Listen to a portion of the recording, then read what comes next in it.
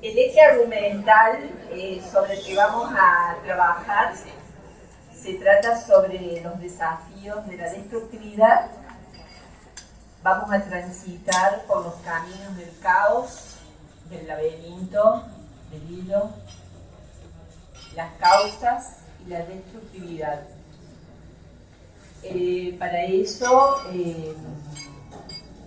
vamos a presentar a los disertantes. La doctora María Cecilia Cittadini, abogada, especialista en Derecho Penal, prosecretaria de la Fiscalía de Violencia de Género y Familia del quinto turno, y a los integrantes del seminario de Escuela Inglesa de la PC, el doctor Juan Baena Cagnani, médico psiquiatra y psicoanalista, miembro titular en función didacta de la PC y de la Sociedad Psicoanalítica de Mendoza, docente del seminario de Escuela Inglesa de APC, miembro del comité de CAPSA de IPA. La doctora Victoria Cané, médica psiquiatra, psicoanalista, miembro titular con función didacta de la PC y también de la Sociedad Psicoanalítica de Mendoza, docente del seminario de Escuela Inglesa de la PC, integrante de grupos de investigación y estudios nacionales e internacionales, especialista en psicoanálisis de niños y adolescentes, certificado por la IPA. María José Tienot, licenciada en Psicología y psicoanalista, miembro titular de la PC, especialista en Psicología Clínica, especialista de Psicoanálisis de niños y adolescentes certificados por la IPA, docente del Seminario de Escuela Inglesa, este año Teoría de la Técnica 2, y también del Seminario Construcción del Psiquismo Temprano.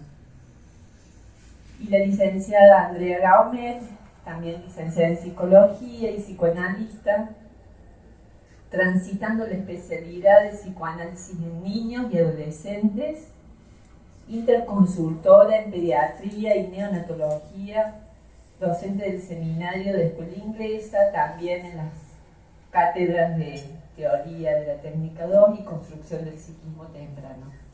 Bueno, muchas gracias y bueno, vamos a escuchar a la doctora en primer lugar.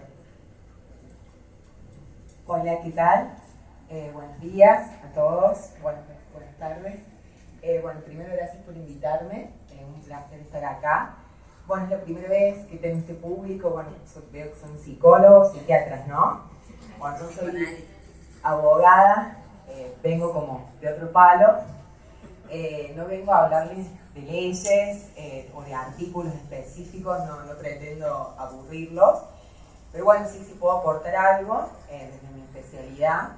Como bien dijo la doctora, soy abogada especialista en Derecho Penal y trabajo en una fiscalía especializada en causas complejas de violencia familiar y de género.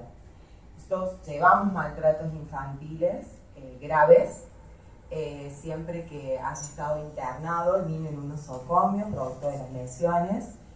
Llevamos homicidios, tentativas de homicidio, cuando las lesiones también hayan sido producto de algún elemento contundente que haya puesto en peligro la vida del niño, intervenimos nosotros, o sea, la fiscalía especializada, ¿sí?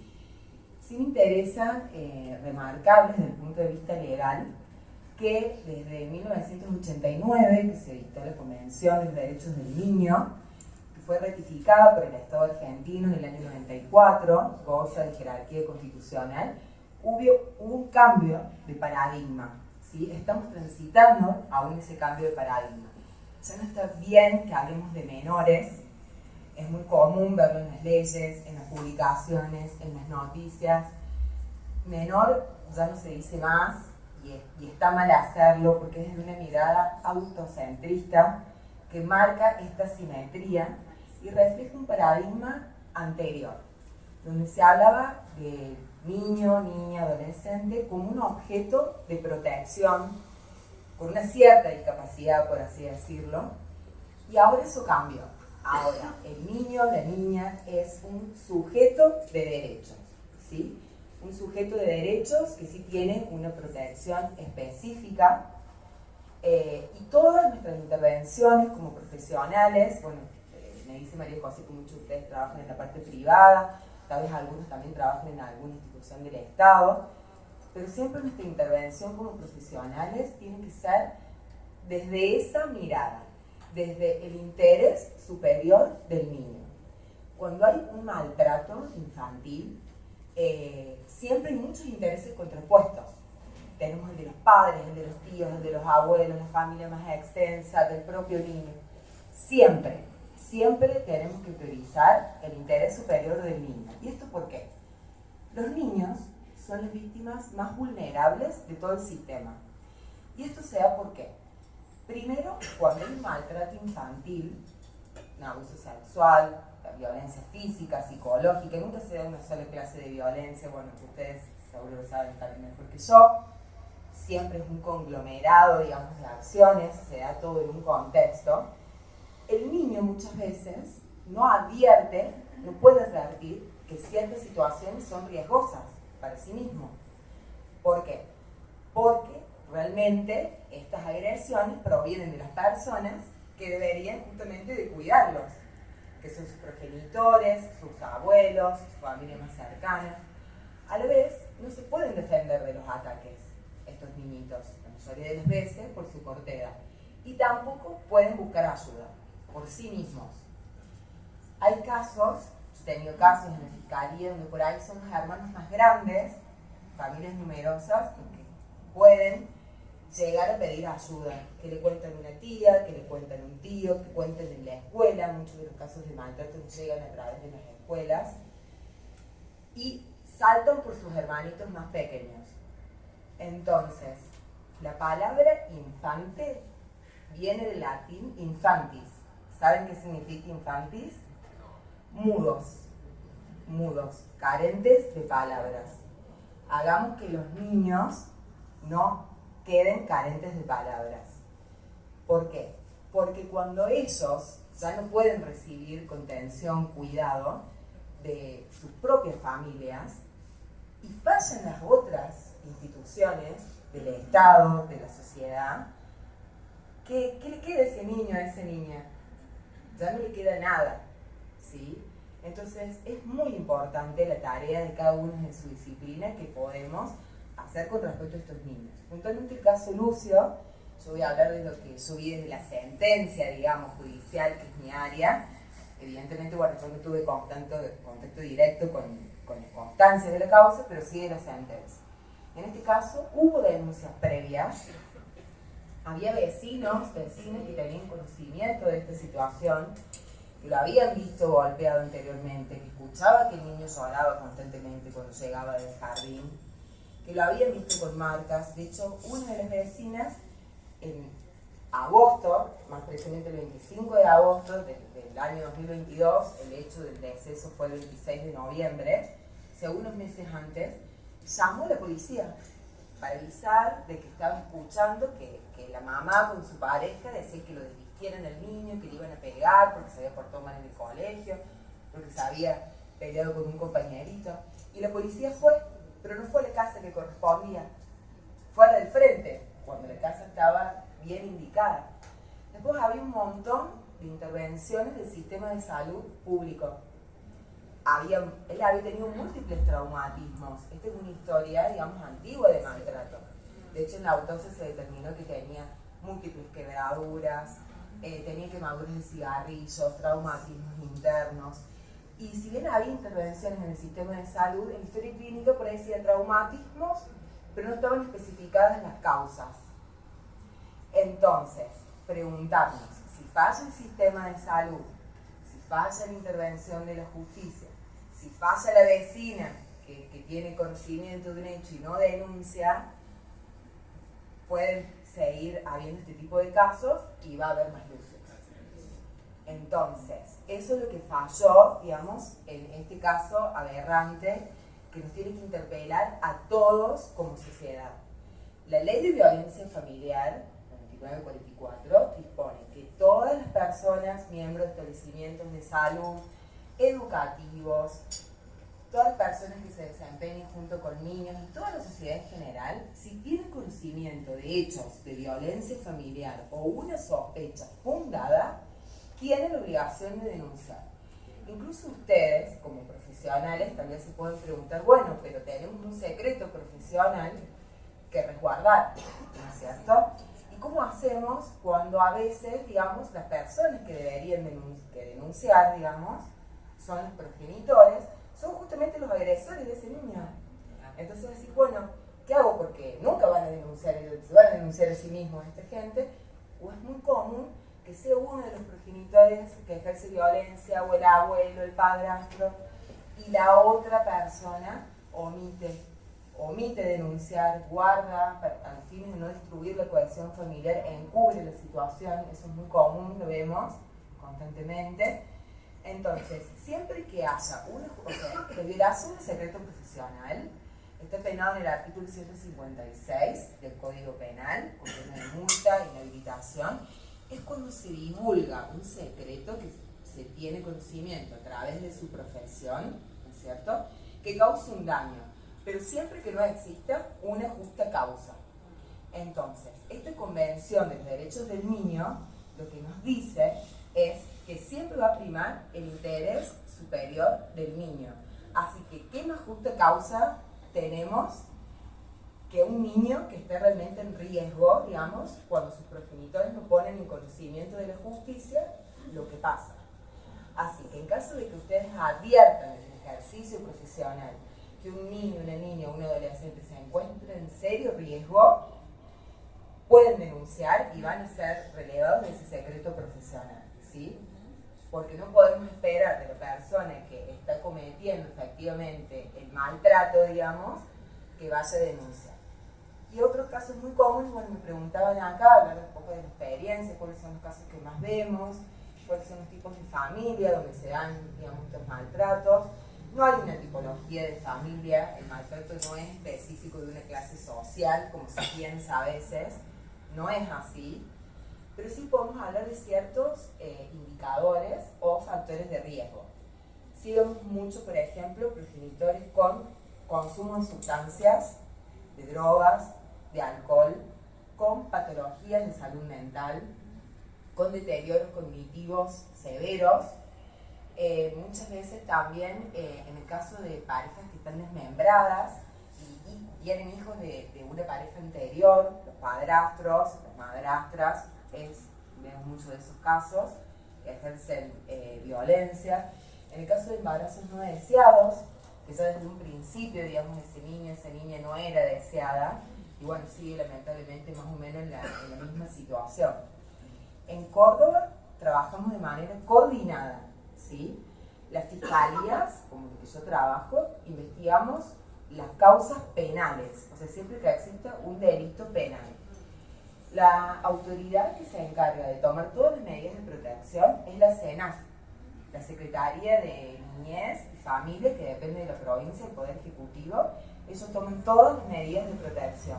Y a la vez también tenemos el juez de niñez, que también toma medidas, principalmente en lo que se refiere a las interrupciones de contacto, se tiene que sacar el niño de su lugar, del ámbito y demás. Ellos toman las medidas cautelares de protección y nosotros, por nuestra parte, investigamos el delito penal.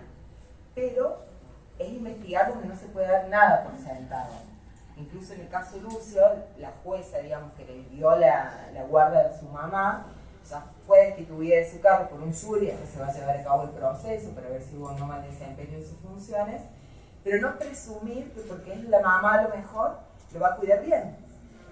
O sea, hay que ver realmente, digamos, evaluar el contexto, cómo está ese niño, quién lo lleva al colegio, si está bien higienizado, si tiene cubiertas sus necesidades básicas.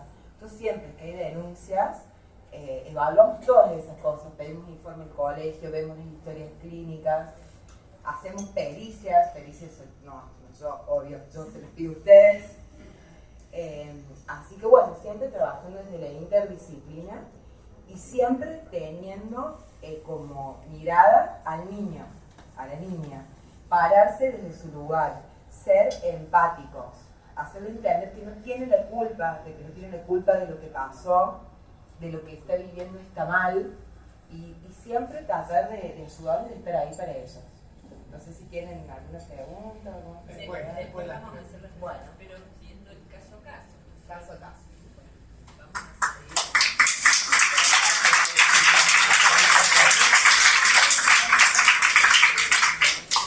Bueno, ahora vamos a seguir con Andrés. Bueno, los desafíos de la destructividad. Caos, laberinto, hilos, causa.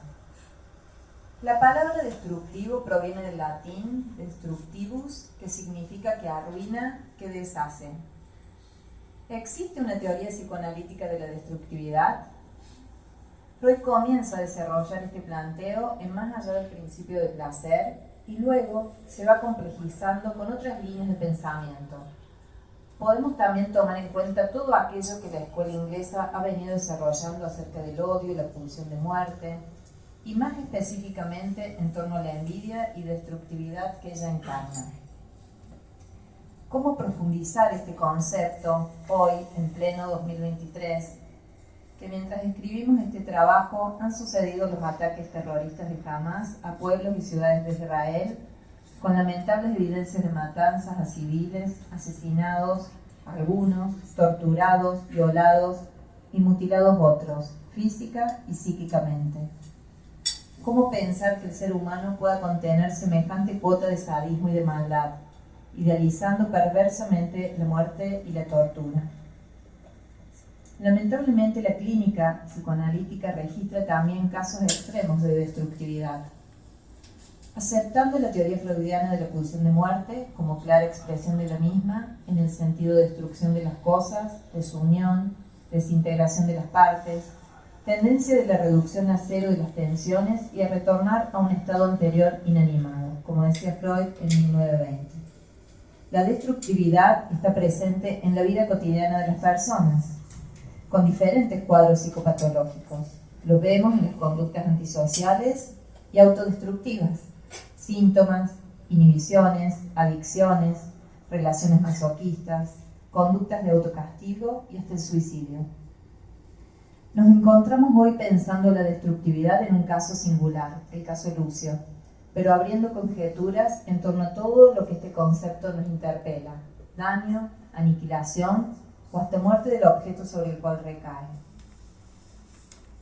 La palabra caos proviene del griego, palabra que en origen designa un hueco, un abismo oscuro, y en la filosofía griega significaba masa de materia sin forma. Era un abismo desordenado y tenebroso que existía antes de la creación del mundo, que va adquiriendo así un sentido peculiar como término mítico religioso que se opone a orden. Actualmente, este término se relaciona también con nuevos desarrollos científicos interdisciplinarios que se agrupan en la ciencia del caos. Edward Lorenz, matemático y meteorólogo, postuló la teoría del caos para explicar el comportamiento caótico de sistemas inestables, tales como el meteorológico. Tomó el proverbio chino, que dice: el aleteo de las alas de una mariposa se puede sentir al otro lado del mundo. Intentó explicar que algo tan complejo como el universo, un sistema caótico flexible, es impredecible. El aletear de un insecto puede crear delicados cambios en la atmósfera que durante el curso de un tiempo podrían modificarse hasta hacer que algo ocurra. La clínica psicoanalítica nos enfrenta permanentemente con fenómenos caóticos. Caos instintivo en que emerge el ser humano y se aproxima a alguna organización psíquica posible. Caos del paciente que comienza las entrevistas preliminares y se aventura al tratamiento analítico, transferencia mediante, como ordenador posible de su vida psíquica. Intentaremos pensar el caos del universo del caso Lucio, donde el aleteo de sus alas han podido generar pequeños cambios en el tratamiento de los casos de violencia sobre niños.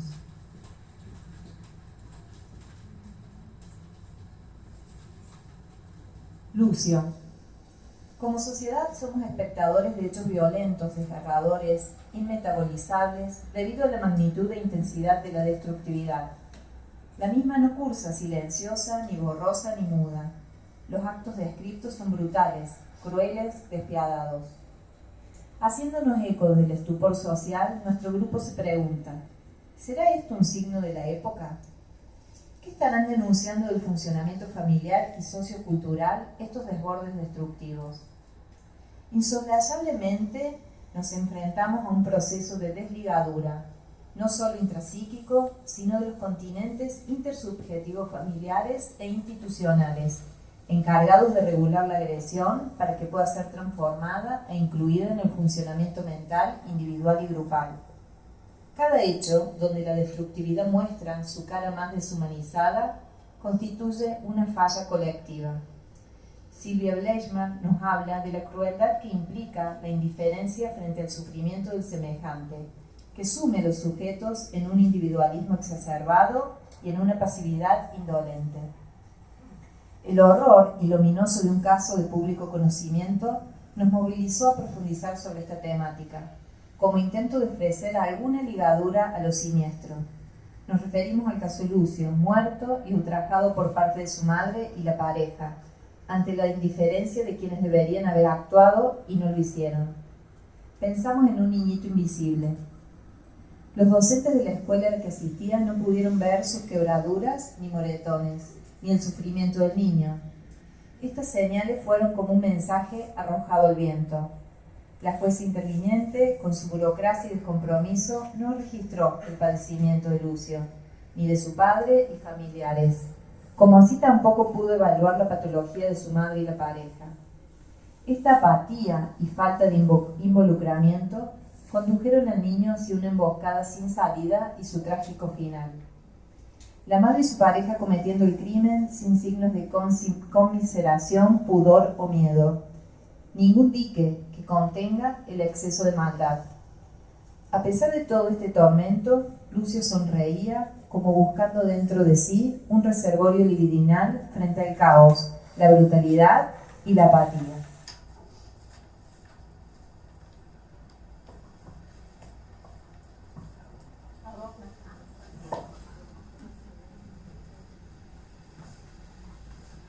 Desmadres.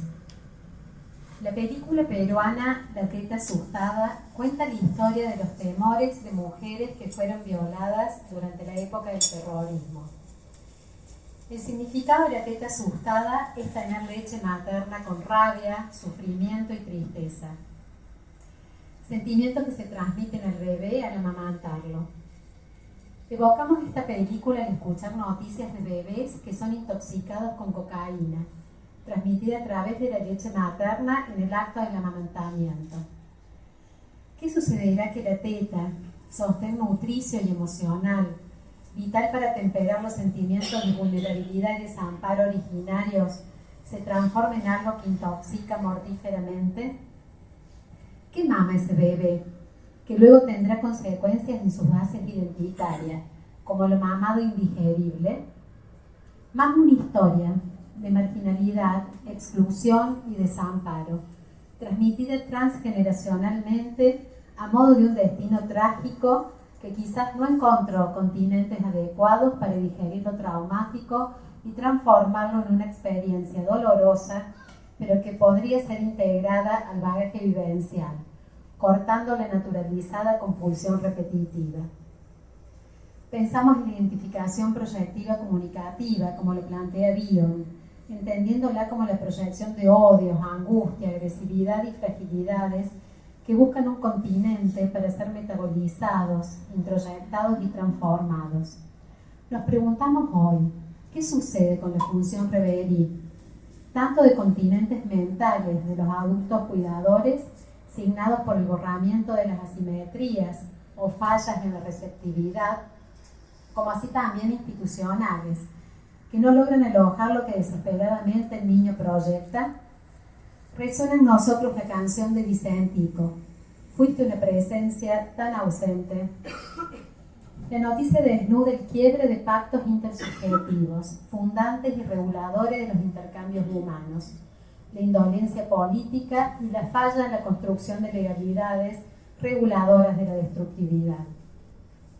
Sabemos que la violencia adviene cuando no ha podido ser tamizada con componentes libidinales, y esa falla no solo puede adjudicarse a procesos meramente individuales, sino un complejo interjuego de complicidades políticas, sociales, económicas e históricas, que decantan en masivas explosiones de ensañamiento, crueldad y sadismo. Las mismas son juzgadas con una cierta cuota de hipocresía y negación, horrorizando a la sociedad, los desmadres. La agresión funciona como una fuerza vital para la construcción del aparato psíquico, necesaria para la primera discriminación yo-no-yo. Piero Lanier postula la violencia primaria como una acción necesaria para el desarrollo del yo, donde se le impone a la psique una idea o pensamiento que es vivida como ajena, como una invasión a su espacio. Esta acción será entonces un rudimento de la noción de alteridad tan necesaria para la regulación narcisista. Las dificultades en el ejercicio de las funciones maternas y paternas en relación al encauzamiento de la agresividad transforman a un proceso constitutivo, fundante y necesario en un acto signado por la violencia secundaria, al decir de la misma autora, entendiéndola siempre como un exceso, perjudicial para la estructuración yoica, base de engolfamientos narcisistas, de la anulación de las diferencias y del ataque al objeto, generando fantasías de autoengendramiento y prescindencia del otro. Los pacientes que nos consultan por lo general presentan dificultades en el manejo de la agresión. Nos podemos encontrar con sujetos gobernados por un superyo cruel, atemorizados por sus propias fantasías violentas que contrarrestan con actitudes de sometimiento, inhibición y o masoquismo, otros arrasados por desbordes impulsivos que atacan la vincularidad, la creatividad, el pensamiento, con prevalencia de las actuaciones por sobre la capacidad de ligadura y simbolización. Toda esta tumultuosidad, si encuentra un analista con disponibilidad, será revivida y recreada en la vivencia transferencial y contratransferencial. Nuestro desafío, continuar vivos, pensantes y deseantes frente a estos embates tanáticos, apostando al poder de la palabra simbolizante, la mirada divinizante y el sostén afectivo, como un encuentro subjetivante que busque atemperar la violencia descarnada que no logró antes ser alojada.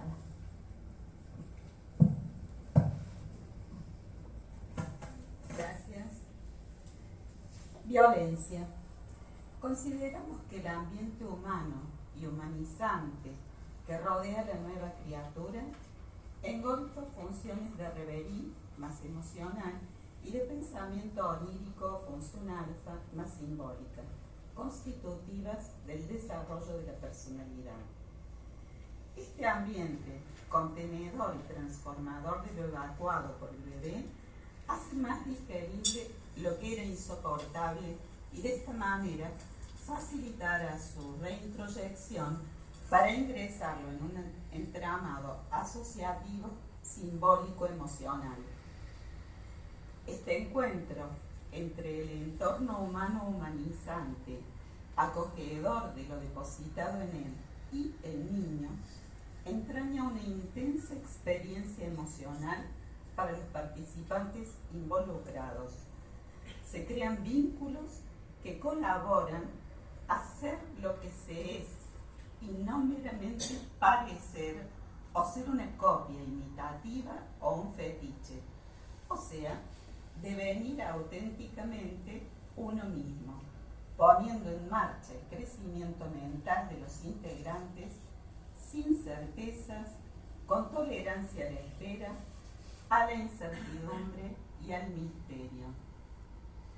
Pero, ¿cómo llamaríamos a la contraparte de este ambiente humano y humanizante, deshumanizante, productor de zombies, más que continente, receptivo y transformador de lo proyectado en él, invierte su actividad normal, tornándose en inoculador de elementos cargados de hostilidades, a cuyo resultado Bion le llamó terror sin nombre, pues en lugar de mudar en sueño o en capacidad de pensar los pensamientos, mediatizada por textualidad y palabras envueltas de una grata y tranquilizadora melodía, son devueltos como contenidos virulentos que tornan el vivir en una pesadilla construida por trazas inconexas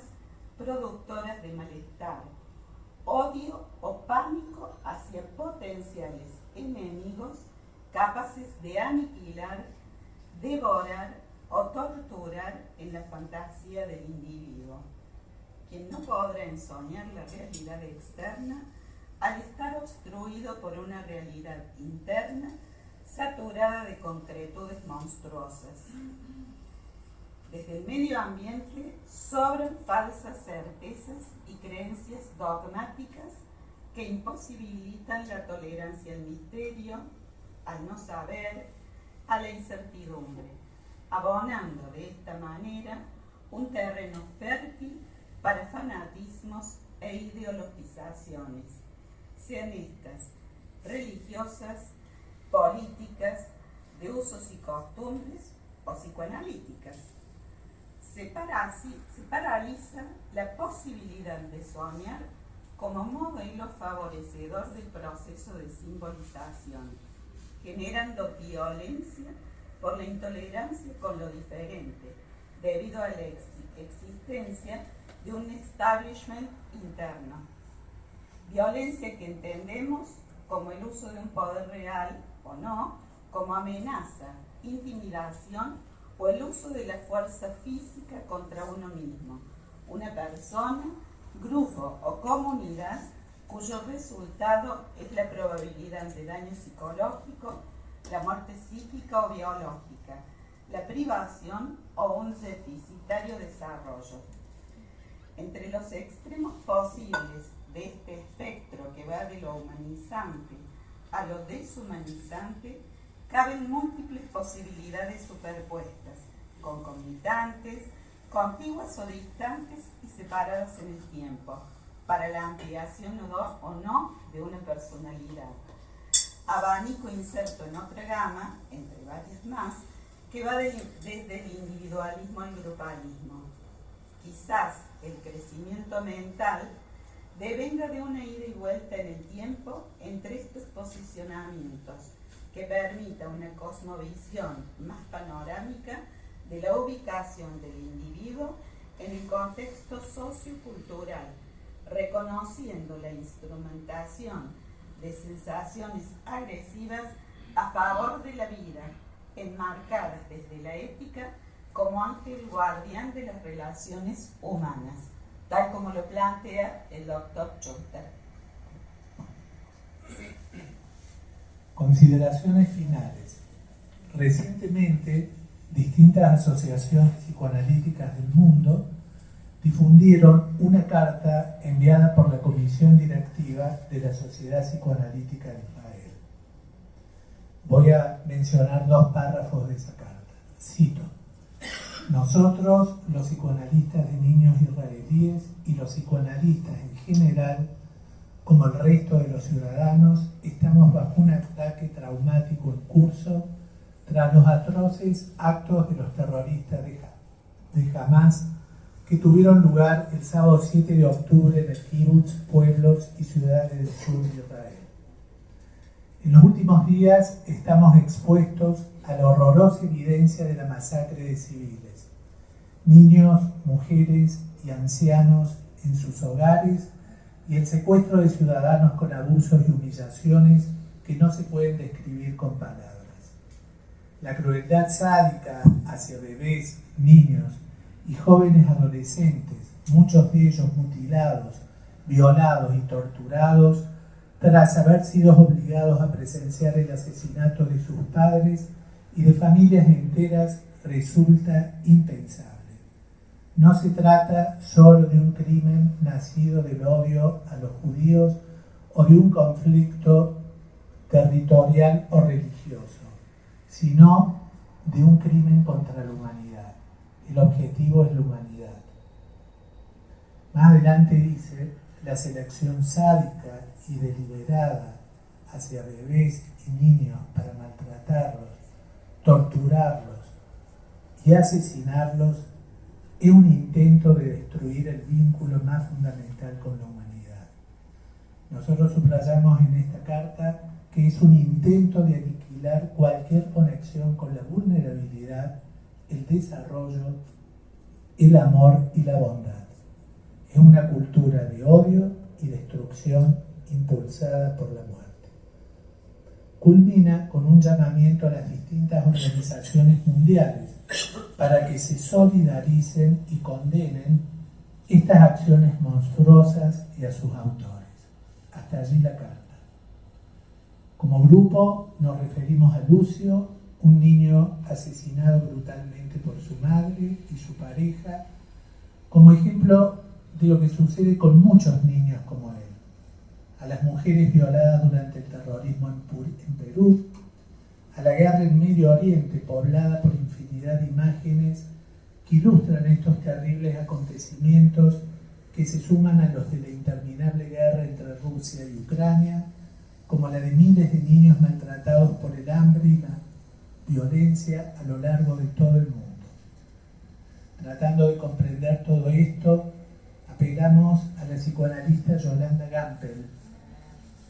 En su trabajo Cuerpo, Duelo y Trauma, plantea su preocupación para que los traumas sufridos por la humanidad a raíz de la violencia social encuentren en el psicoanálisis un espacio donde ponerlos en relieve, permitir su circulación y su posible articulación.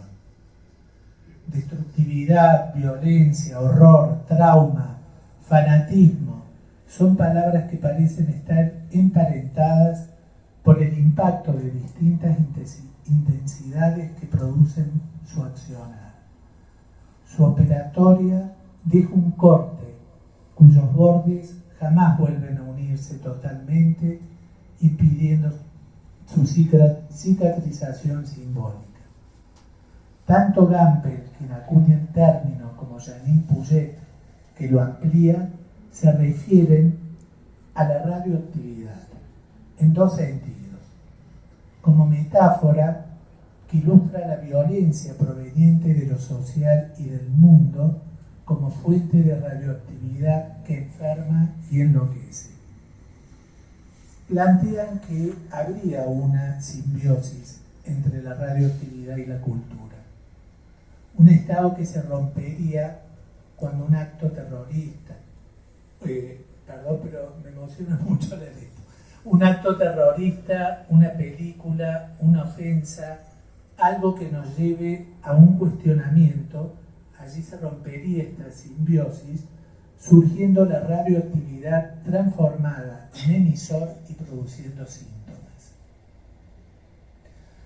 Los bordes del corte producido por lo traumático no vuelven a unirse, en parte porque la memoria no puede elaborarse, ya que permanecería desconectada.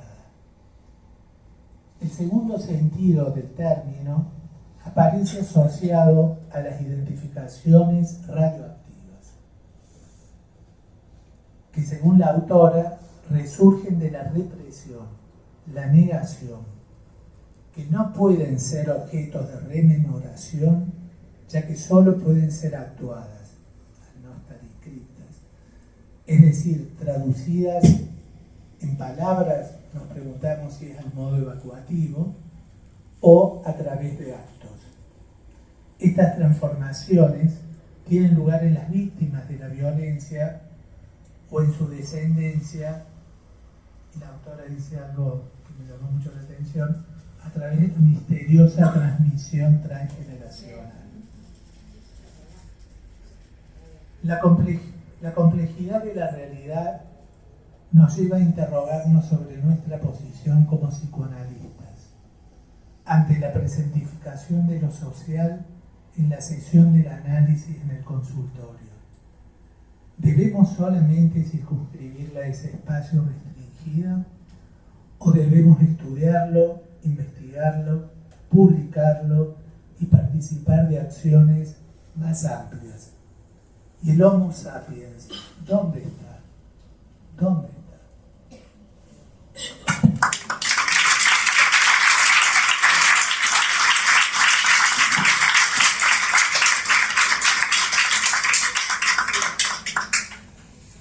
Bueno, ahora los invitamos a que juntos ensoñemos y pensemos que la destructividad, la crueldad sádica y el caos mental que nos evoca la historia del pequeño Lucio se transforma en este encuentro e intercambio, palabras y emocionalidad mediante, en algo diferente, y no nos paralice la posibilidad de imaginar y favorecer el proceso de simbolización. Bueno, agradecemos ahora sus preguntas y sus comentarios. Yo quería hacer un comentario,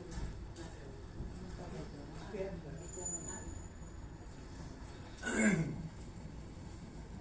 primer lugar, muchas gracias. La verdad que tengo que decirlo, disfruté mucho el trabajo a pesar de la gran crueldad que significaba, pero todo esto que ustedes trabajaron a mí me llevó a pensar algunas cosas.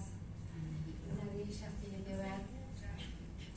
ellas tiene que ver con que hay como un hilo conductor entre ese terrorismo que plantean, que ocurrió el 7 de octubre, y el terrorismo que vivió Lucio, sistemático. También ahí hubo terrorismo. Y asociado a este caso clínico que va, esta viñeta griega que está circulando, como yo dije en mi exposición, de ese niño que teme, israelí que teme, que si su madre es terrorista o es su madre. Yo me pongo en la piel de Lucio. ¿Qué habrá sentido con en esta situación, ¿no? En este ataque terrorista sistemático de una madre hacia su hijo? Y también me pregunto respecto a la desmentida, ¿no? Del medio, la desmentida de la jueza. ¿Qué pasa con las construcciones sociales respecto a la maternidad? ¿No es cierto? ¿Por qué no logramos deconstruir? Y esto me parece que nosotros hemos colaborado, bueno, nosotros porque no lo conocía el caso, pero como sociedad, a que este chico siga viviendo este terrorismo sistemático. ¿Qué nos pasa a nivel internacional respecto a lo que ocurrió el 7 de octubre? Porque también hay bastante desmentida al respecto, más allá de las opiniones que cada uno tengamos acerca de lo mismo. Bueno, nada más.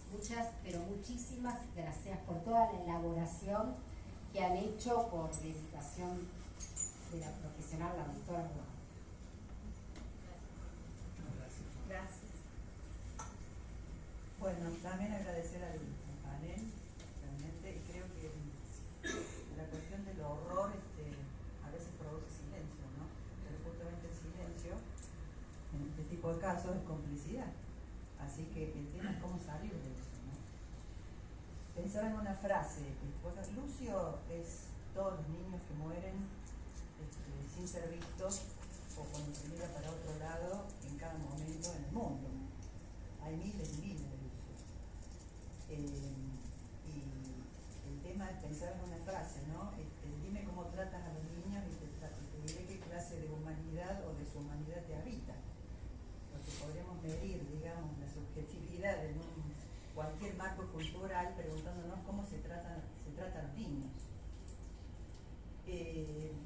Como decía Mónica, y como decían ustedes también, el tema es cómo salir de esa complicidad, porque en todo caso, me parece que Lucio nos interpela porque hay una complicidad en el silencio de cada uno de los que estuvieron cerca, que podrían haber hecho algo y nada hicieron, o poco hicieron para evitar esto, que podría haber sido evitado.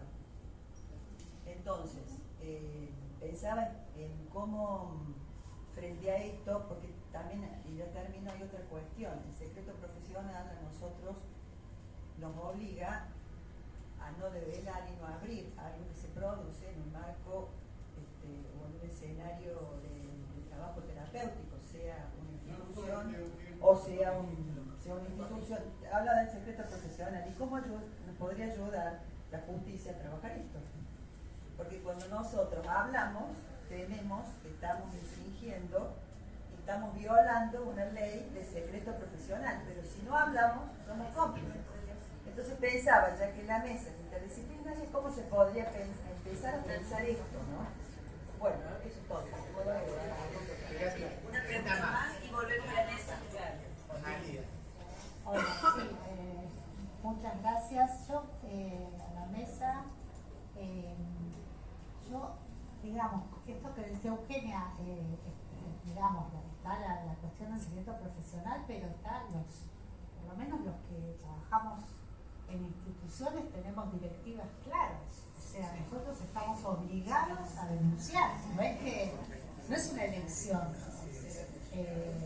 No es que, y ahí no, digamos, uno nunca se pregunta por el secreto profesional. O sea, uno cuenta con los organismos de protección de derechos, niños, niñas y adolescentes y me parece que hay algo que tenemos que aceitar en nuestra práctica privada que tal vez no, los que, digamos, lo tenemos muy aceitado en las instituciones y no lo tenemos tan incorporado en nuestra práctica privada. Eso por un lado. Y lo otro, a raíz de lo que comentaba Eugenia, de la complicidad y lo que traía la doctora, ¿no? Acerca de esto que dijiste como un poco al pasar, de que a veces la mamá no es la persona más... y pensaba en cómo estamos permeados por las lógicas patriarcales, por la idealización de la familia, ¿no? De los lazos sanguíneos, y me parece que eso pasa tanto en el sistema judicial como dentro de nosotros los psicoanalistas. Es como si por default, la verdad, sacarle un chico a la mamá, tiene que pasar cosas espantosas. Entonces, me parece que hay algo de lo patriarcal que juega, sobre todo en casos de abuso y casos de violencia, que también nos tenemos que preguntar, ¿no? Yo hablaba de lo infamiliar, de los aspectos infamiliares de las familias, ¿no? Y que que nos cuesta incorporar lo siniestro que a veces ocurre dentro de las familias. Hay dos personas más del público y diría de volver a la mesa ya para... ¿Les parece?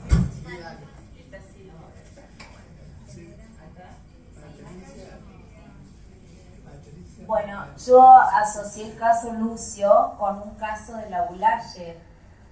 No sé, o sea, los dos casos son mediáticos y no sé por qué, pero me quedé pensando que es un caso más y que la verdad es que yo me quedé con muchas preguntas porque lo último que escuché en la radio de este chico de 14 años que mató a su mejor amigo a golpes es que estuvo 4 meses en el complejo Esperanza y que después el juez o la jueza determinó que podía volver a su casa, a la escuela, a su pueblo. Y la verdad es que eso yo me quedé como, me partió la cabeza, digamos, ¿cuál es el juez? ¿Cuál es el equipo técnico que estuvo detrás de eso? ¿Qué pasó? El periodista decía, bueno, es que el complejo Esperanza... Bueno, pero un Estado tiene que garantizar una institución, digamos, que contenga a ese chico que puede llegar a matar a otro, digamos. Bueno, eso. Me preguntaba sobre todo por la cuestión legal, digamos, ¿cómo se procede en ese caso? De dos personas más del público y volvemos a la mesa. Es una reflexión, no una pregunta. Pensaba en esto de lo enmudecido que trajo la doctora y pensaba cómo nosotros hoy no nos enmudecemos y me conmueve porque creo que también le estamos haciendo un homenaje, buscando nuestras teorías y todo. Y me gusta eso de nosotros, lo agradezco y creo que es un homenaje a este niño. Y recordé algo, ¿se acuerdan en la pandemia que estábamos en una actividad por Zoom, que creo que era de cowork, y que fuimos hackeados? Y las escenas con las que nos hackearon, yo las vi a todas, después del shock me reconfortó que dice, nos hacen esto porque nosotros no nos hemos callado y hemos denunciado. Lo quería recordar.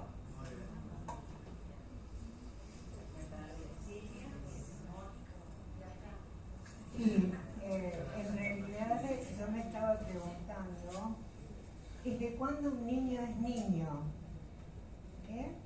Y lo busqué porque recordaba que fue recién en el siglo XVI. Hasta allí los niños eran adultos pequeños y por lo tanto forzados a trabajar, a la manutención de la casa, etc.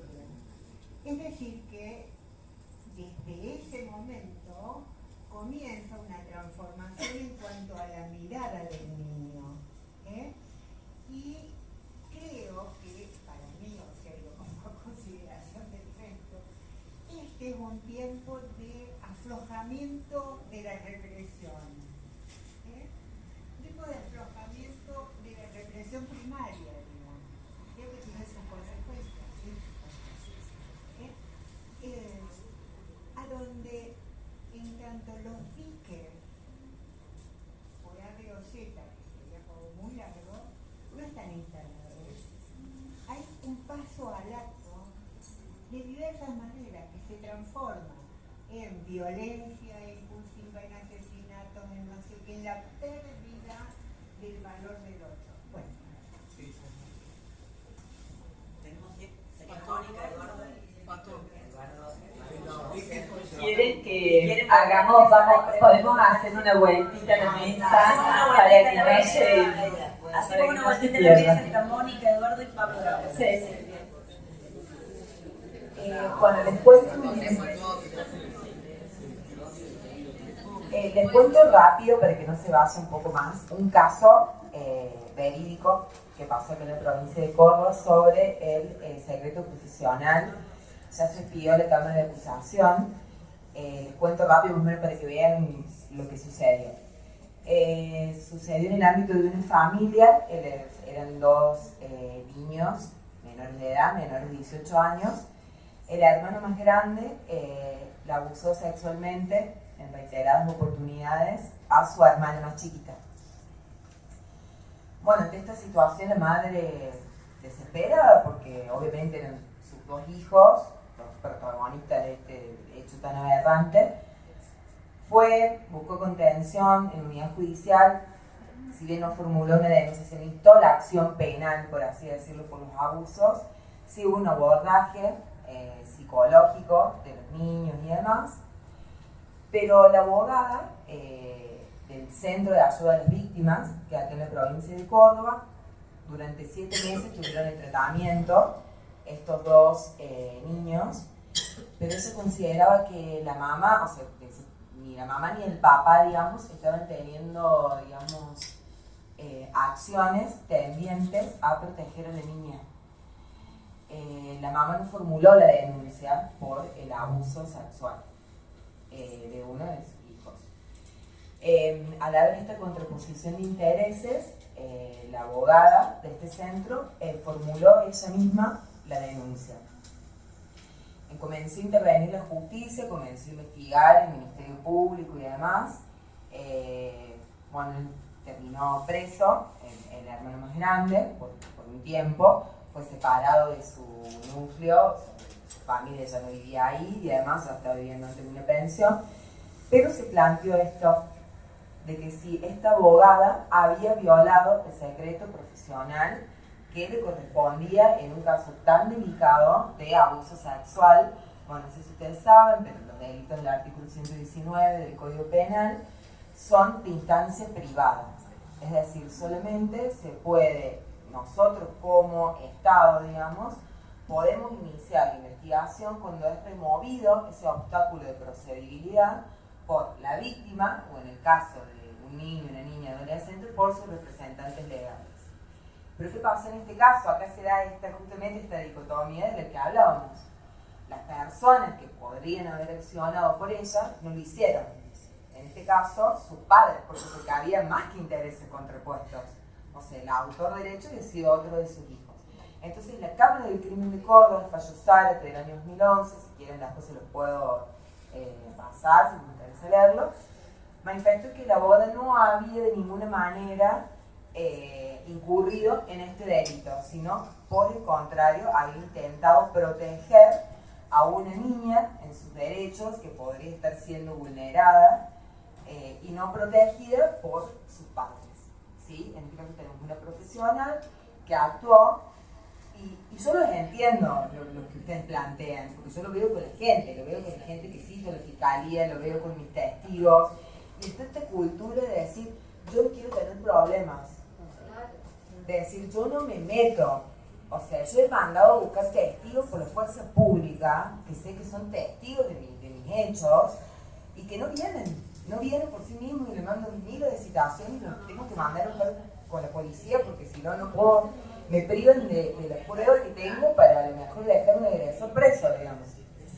Entonces, en esta cultura del no me meto, de no hacernos responsables, después tenemos estos resultados. Y sí, cada uno quiere estar tranquilo en su casa, con su familia, pero si no nos gusta tratar con gente, o si trabajamos con gente, es así, nos pongamos, no sé, un kiosco, hagamos otra cosa. Trabajar con gente y ser responsables significa tomar partido, y la ley nos ampara en ese sentido.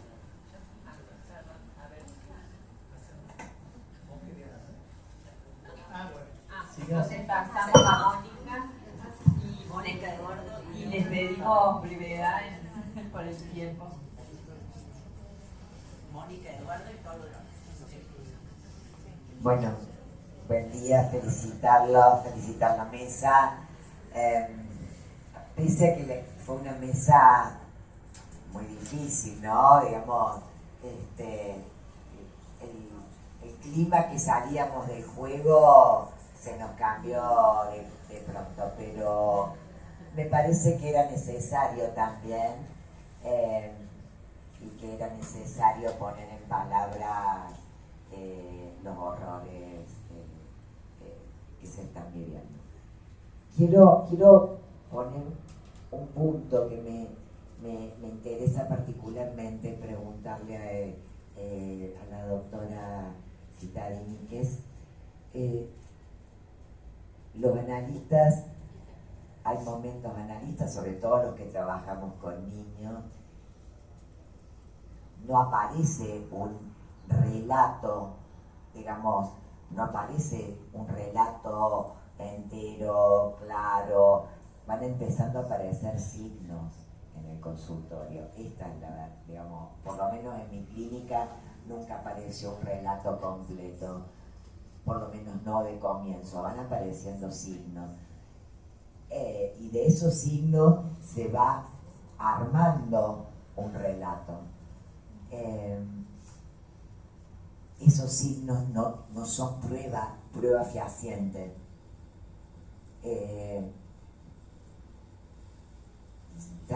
Digamos, pero tienen ese valor, tienen el valor de signo, ¿sí? Tienen un valor de signo, el dibujo, los juegos pueden acompañar a esos signos o hacen al signo. Ahora bien, así como desde los psicoanalistas tenemos que poder asumir que más de una vez le hemos sacado el cuerpo, o a lo mejor no, digamos, yo creo que también desde otras áreas, sobre todo desde el área judicial, se hace como una casa de brujas sobre los profesionales de la salud. Entonces, me parece que es como responsabilidad, digamos, es un problema de todo, es una responsabilidad compartida esta de transformar, porque en realidad hasta hace muy poco poder convencer a un juez de familia de que había un niño que no quería estar con su madre parecía ser digamos algo, una herejía. Gracias, Nadia, una herejía, ¿sí? Bueno, esto era.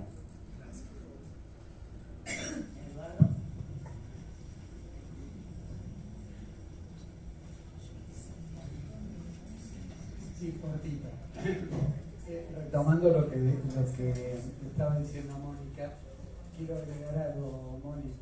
En realidad, yo trabajo en un servicio hospital general y donde vemos con frecuencia maltrato y abuso infantil.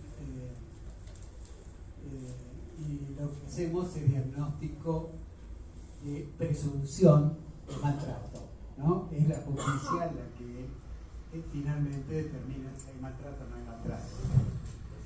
Con lo cual cambian las condiciones también de exposición, ¿no? Yo lo que quería, también lo mencionaba Mónica, es nosotros somos psicoanalistas y sabemos que en un análisis estamos implicados tanto el analizante como el analista, ¿sí? Y tanto nos incluimos como debemos incluir las contradicciones y las oposiciones, y en este sentido pensaba en que el problema muchas veces no es el diagnóstico, si vamos a perseguirnos o no, al menos no lo es en mi práctica, pero entiendo que no hay una revisión paralela acerca del funcionamiento de la justicia, ¿no? Muchas veces trabajamos y sabemos que lo que nos convoca siempre son los problemas, no los casos que andan bien, ¿sí? Me parece que en esa polarización, si la justicia o los médicos, me parece que hay un hiato sobre el que tenemos que trabajar, ¿sí? Para revisar autocríticamente las responsabilidades que tenemos como efectores en el campo de la salud como en el campo jurídico. Pero lo mismo, y quiero ser muy conciso con esto, opinaría en relación a la ponencia de Juan Baena, cuando mencionaba el horror y la angustia que hemos sufrido frente al atentado de Hamás contra el pueblo israelí. Pero tampoco podemos pensar que eso tiene un solo lado. Me parece que nuestra responsabilidad como analistas es interrogarnos acerca de las responsabilidades que se comparten en ambos campos. Gracias.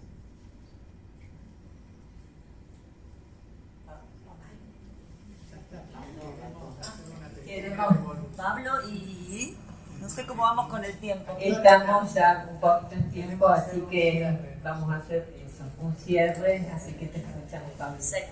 Bueno, voy a ser breve como pensaba hacerlo. Gracias. Gracias. Les agradezco la mesa, les agradezco abordar el tema, un tema tan actual, tan complejo, y que, digo, este exceso, me parece que también retoman algo del simposio del año pasado respecto del trabajo con la comunidad, desde una vertiente de esto que nos excede también en nuestro lugar como analistas, y el desafío que implica, ya sea en el ámbito público, en el ámbito comunitario o en el ámbito de nuestros consultorios, hacer algo con estos excesos, donde lo que trajo Mónica de la desmentida me parece que es algo central como mecanismo predominante, lo que trae la doctora en este retorno del no te metas, ¿no? Que traemos desde la época de la dictadura. Entonces, gracias por eso. Lo que quiero señalar solamente, y también retomando algo de lo que decía Andrés en la primera mesa, cuando traía esto de la inteligencia artificial y de la presencia del saber de Google, y esto de que hay algo por detrás que tiene intereses y que condiciona la realidad que damos por sentada como válida. Porque también, y esto con esto cierro, los casos mencionados, tanto el caso Lucio como el caso de la Boulaye, y al cual yo le agregaría el caso Chano. La nota que quiero poner es sobre la visibilización mediática de estos casos, porque apuntan precisamente a algo de lo que creo que tenemos que estar muy orgullosos, que es la legislación que tenemos, tanto en relación a la salud mental como a la diversidad sexual. Son casos que se mediatizan también con una intencionalidad de cuestionamiento de la legislación. Y eso es algo que también quería mencionar. Bueno, muchísimas gracias por las preguntas y los comentarios, y ahora vamos a hacer un cierre con la mesa. No, más que cierre, yo quería, me parece, y más que preguntas, han sido comentarios que han ampliado y han enriquecido las reflexiones que nosotros hemos lanzado. Me quedé mucho con lo que dijo Mónica Amra y Analía, ¿no? En cuanto, ¿quién viene? ¿Mi mamá o una terrorista? ¿No?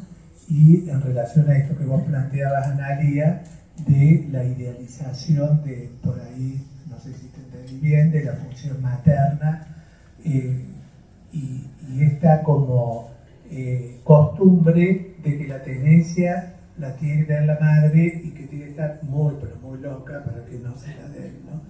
Entonces, bueno, me parecen todos, exactamente, me parecen todos comentarios que realmente han permitido darle una vuelta más a lo que planteábamos. Así que muchas gracias. Sí, yo creo que todos estamos atravesados de alguna manera por esta cuestión de ciertos dogmas, como por ejemplo esta decisión, y de ciertas ideologizaciones que también probablemente influyeron en la mente de la jueza, que por tratarse quizás de una madre y de una madre homosexual no le entregó el hijo a su papá que lo reclamaba. Quizás también las ideologizaciones y las modas del momento influyen. Yo creo que es muy compleja la trama. Lo otro, algo que quiero aclarar, que no es la ponencia de Juan. Nosotros somos un equipo de trabajo, cada uno leyó una parte de lo que somos capaces de hacer público acerca de cómo sentimos, cómo pensamos y cómo vivimos en la grupalidad. Esto ya no es de Juan, no es de Andrea. Jamás había visto 40 niños degollados. Jamás, como jamás me había enterado tan vívidamente de mujeres que les cortaban los pechos estando vivas. Y esas son imágenes espantosas. De jamás. De jamás.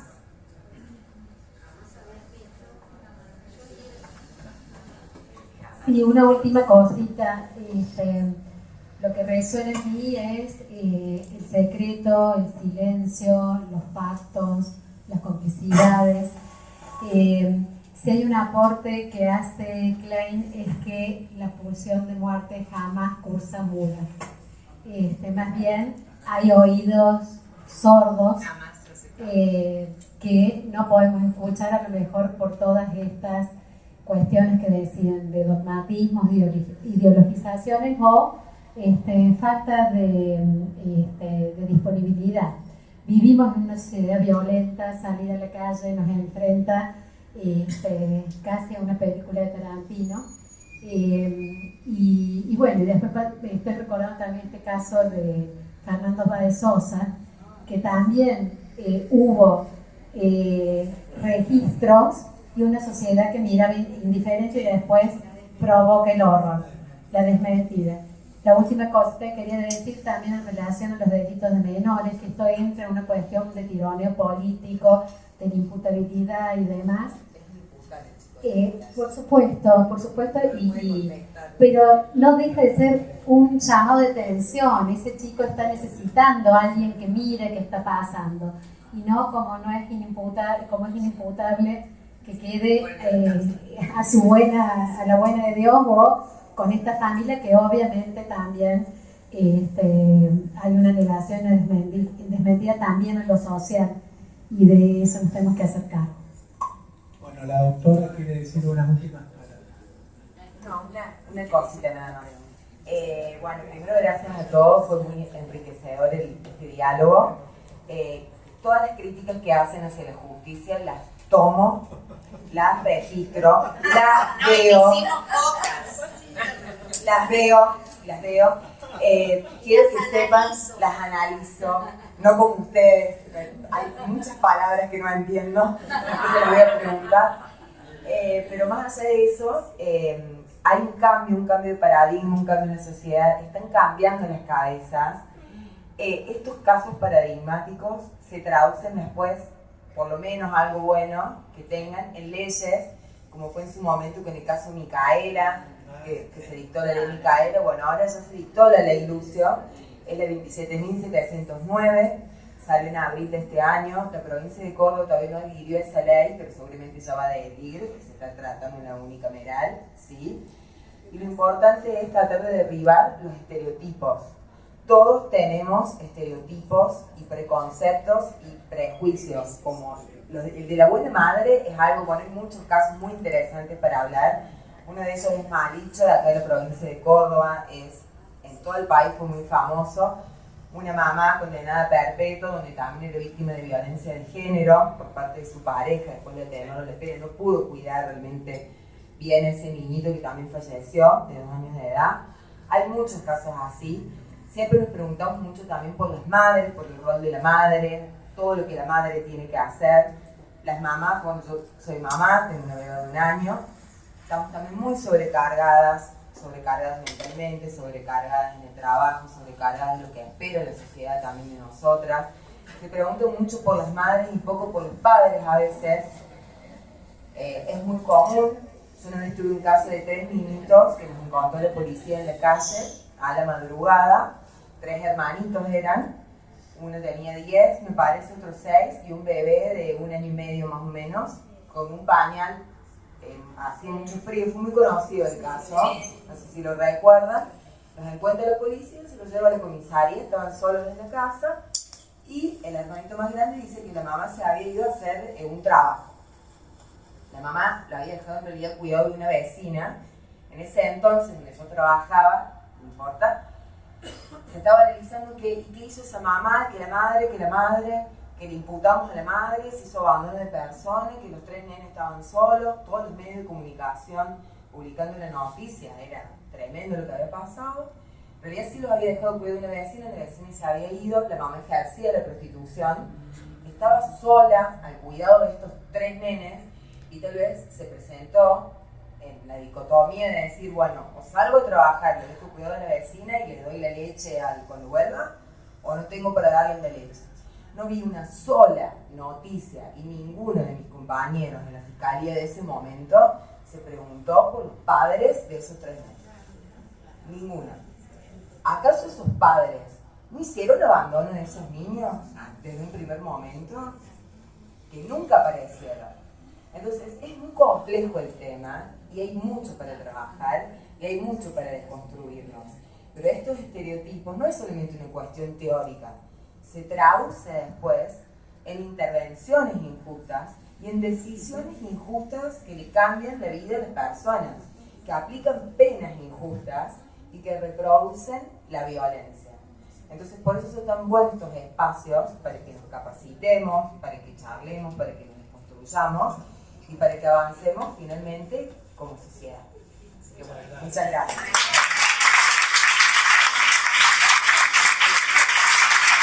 Bueno, muchísimas gracias a todos y como bien dijiste, Juana, que no se cierra nada, seguimos pensando. Bueno,